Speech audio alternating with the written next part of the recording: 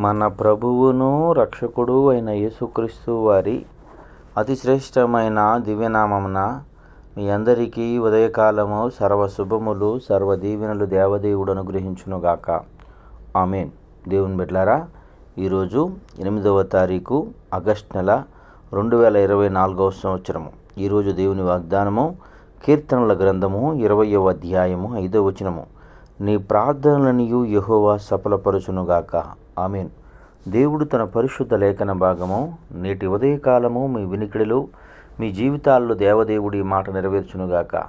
దేవుని బిడ్డ, దేవుడు అంటున్నాడు, నీ జీవితకాలంలో నువ్వు చేసే ప్రతి ప్రార్థన యెహోవా సఫలపరచునుగాక.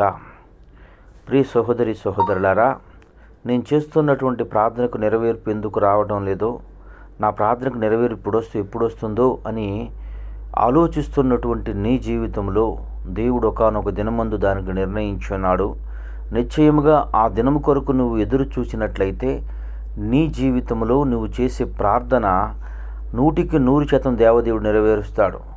అబ్రహాము గారు లోతు కుటుంబం గురించి ప్రార్థించి ఉన్నాడు. లోతు కుటుంబము రక్షణలో ఉండాలని, తనతో ఎప్పుడూ కలిసి ఉండాలని, తన కుటుంబంతో కలిసిమెలిసి జీవించాలని ప్రార్థన చేసి ఉన్నాడు. అయితే అప్పుడు ప్రార్థన అప్పటికప్పుడు తాత్కాలికంగా లోతు బయటకు వచ్చినప్పటికీ వారి యొక్క క్రియలను బట్టి, వారు చేసే పనులను బట్టి వారి మీద శాపము తెచ్చుకున్నప్పటికీ కూడా, ప్రియ సహోదరి సహోదరులారా, మీరు గమనించగలిగినట్లయితే అబ్రహాము గారు చేసిన యొక్క ప్రార్థన ఇప్పుడు నెరవేర్చబడింది అంటే మోయోబురాలిన రూతు విషయంలో నెరవేర్చబడింది. లోతు యొక్క కుమారుడు మోయోబు సంతానం నుండి వచ్చింది రూతుమ్మ బోయోజును చేర్చుకున్న తర్వాత, వివాహమాడిన తర్వాత దావీదు గారు పుడతాడు. దావీదు గారు సంతానంలో నుండి ప్రభువైన యేసుక్రీస్తు వారు వచ్చి ఉన్నారు. ప్రియ సహోదరి సహోదరులారా, ఆయన చేసినటువంటి ప్రార్థన అప్పుడు నెరవేరింది. జీవితకాలము కలిసి ఉండాలి అనే ఆశ దేవుడు నెరవేర్చి ఉన్నాడు.